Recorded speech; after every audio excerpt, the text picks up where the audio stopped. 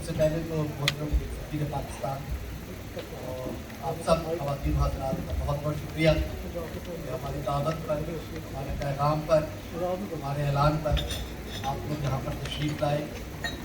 और मैं बिलखसूस अपने साथ आने वाले बहुत ही दिल अजीज़ मेहमान और भाई सुहेल अहमद साहब को भी खुश आमदीद कहता हूँ कि उन्होंने बेपनाह मसरूफियात में से, यानी आप शायद अंदाज़ा नहीं कर सकते जो इस हाल में बैठे हैं कि सुहेल भाई इतने मसरूफ़ होते हैं।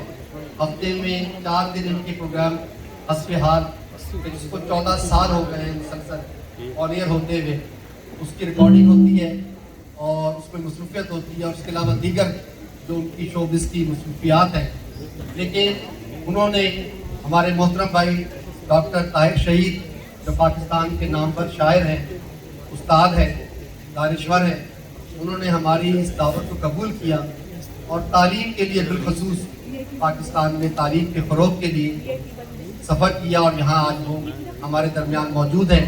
मैं उनका भी दिल की अथाह गहराइयों से इस्तकबाल भी करता हूँ, गज़ाली फोरम की जानिब से, गज़ाली ट्रस्ट की जानिब से उन्हें खुश आमदीद भी कहता हूँ। पाकिस्तान जो हम सब यहाँ बैठे हैं सबके नीचे, तो हमारा हवाला, हमारी शनाख्त, हमारी पहचान पाकिस्तान है। हमारे रंग मुख्तलिफ हैं, ज़बान मुख्तलिफ है, रंग बरादरी सब मुख्तलिफ है हमारी, लेकिन अगर इस छत के नीचे हम बैठे हैं तो उसकी पहचान, उसकी शनाख्त सिर्फ पाकिस्तान, जिससे मैं और आप मोहब्बत करते हैं। मैं आज से 15 साल पहले यहाँ बरतानिया में पढ़ने के लिए आया, तो जब मैं बरतानिया से पढ़ने के लिए आया तो मेरे साथ तकरीबन 70 गैर मुल्की तलबा और तालिबात जो है वो दुनिया के मुख्तलिफ फ़िरक़ों से आए थे और वो तालीम हासिल कर रहे थे। और जब हम ग्रुप वर्क में, ग्रुप डिस्कशन में, वर्कशॉप में आपस में बैठते थे, तो उस वक्त जब हम आपस में मुतारिफ होते थे तो उस वक्त मेरा कोई तारुफ नहीं होता कि मैं सैयद हूँ, मैं पंजाब से हूँ, मैं लाहौर से हूँ, ठीक है जी, ये कोई तारुफ मेरा नहीं होता था। मैं पंजाबी, पठान, बलूची, कोई तारुफ, यही तारुफ होता था कि मेरा नाम सैयद आमिर महमूद है और मेरा ताल्लुक़ पाकिस्तान से। तो पाकिस्तान से बाहर हमारा हवाला, हमारी पहचान पाकिस्तान। और मैं देखता हूँ पूरी दुनिया में जाने का मौका मिलता है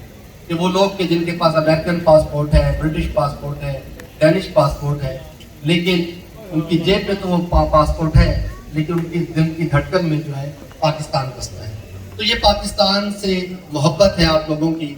और मैं देखता हूँ, और आप लोगों भी इस पर गवाही देंगे, इस वक्त पाकिस्तान एक सैलाब की सूरत हाल है, वहाँ पर बदतरीन सैलाबी जो है, जो सूरत हाल दरपेश हुई है उससे नबर्द आज़मा है। और हमने एक दफ़ा दोबारा देखा है कि जैसे ही ये सैलाब की सूरत हाल हुई और उन्होंने देखा कि लोग बदहाल हैं, तो पाकिस्तान की पूरी कौम यकजान होकर घरों से बाहर निकली और जो कुछ बन पड़ता था अपने जो मुसीबत ज़दा भाइयों, बहनों और बच्चों के लिए, उन्होंने वो पेश कर दिया। और ये सिर्फ पाकिस्तान के हर खित्ते में नहीं हुआ, बल्कि दुनिया में जहाँ जहाँ पाकिस्तानी बसते थे, जहाँ जहाँ पाकिस्तानी रहते थे, उन्होंने अपना दस्ते ताउन जो है अपने भाई बहनों और बच्चों के लिए जो है वो दराज कर दिया। और ये आज का वाक़या नहीं है, ये आज की बात नहीं है। हमने देखा है कि 2009 और 10 में भी जब सैलाब आया था तब भी यही सूरत हाल थी, बल्कि उससे पीछे चले जाए 2005 का शायद ज़लज़ला आपको याद हो, आज से तकरीबन 16-17 साल हो गए हैं जब बालाकोट में ज़लज़ला आया, तो हमने देखा कि पाकिस्तान ही नहीं दुनिया के कोने कोने से पाकिस्तानी जो है इमदाद लेकर जो है वो बालाकोट पहुँचे हैं, मानसेरा पहुँचे हैं, एबटाबाद पहुँचे हैं और अपने भाइयों बहनों की जो है उन्होंने भरपूर मदद की। तो ये जो जज्बा इसार है, जज्बा हमदर्दी है, जज्बा ताउन है, ये पाकिस्तान की कौम में कूट कूट के भरा है। ये बहुत बड़ी बात है, लेकिन इसके साथ साथ बदकिस्मती ये है, सोचने वाली बात ये है कि इतना बड़ा जज्बा है, ये इतनी बड़ी नेमत है जो हमारे पास मौजूद है, लेकिन इस सारी चीज के बावजूद पाकिस्तान में रहने वालों के दिल नहीं बदलते। पाकिस्तान में रहने वालों के दिल नहीं बदलते।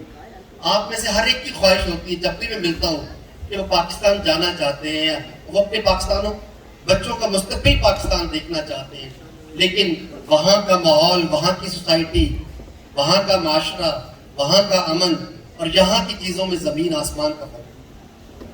तो वो गुर्बत ख़त्म नहीं होती, वो नाइंसाफ़ी ख़त्म नहीं होती, इस्तेहसाल ख़त्म नहीं होता, وہ جہالت ختم نہیں ہوتی اور دن ایسے ہی گزرتے چلے جاتے ہیں.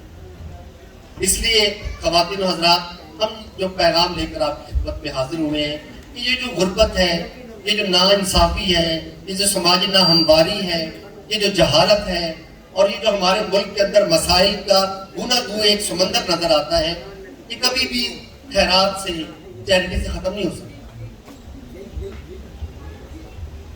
یہ کبھی ایسا نہیں ہو سکتا کہ ظلم ناانصافی اس سے ختم ہو.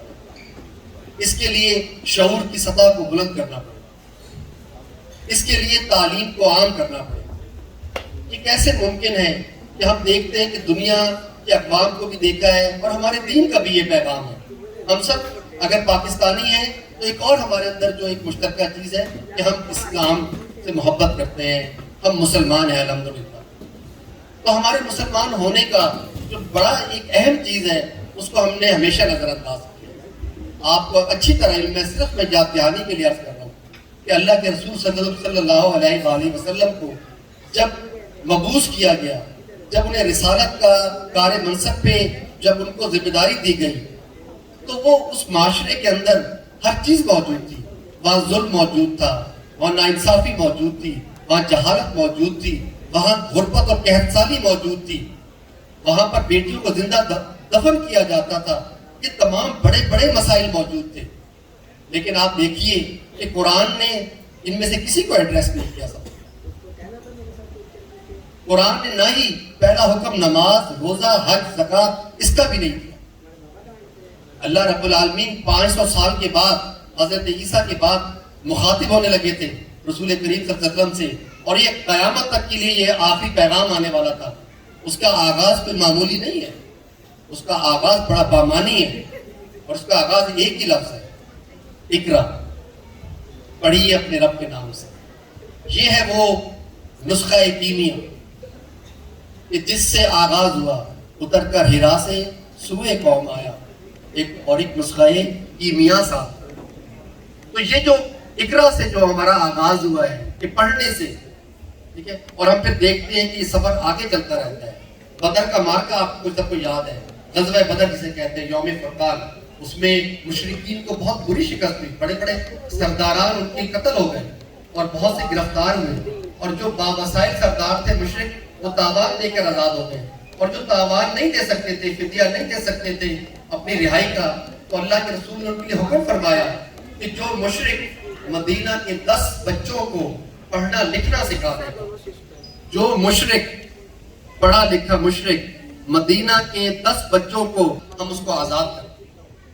یہ تھا ویژن، یہ تھا دور تک کی سوچ، یہ تھا قوم کو بنانا. اسی لیے آپ دیکھیے کہ قائد اعظم محمد علی جناح نے، جو ہمارے قائد ہیں، انہوں نے کہا تھا کہ تعلیم میری قوم کے لیے زندگی اور موت کا.